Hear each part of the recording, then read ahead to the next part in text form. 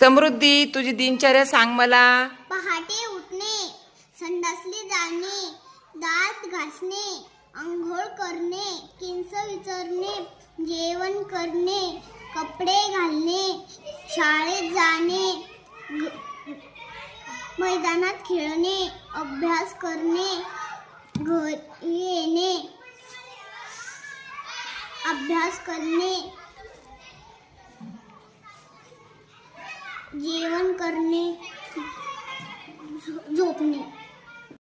विनायक, तुझी दिनचर्या सांग मला.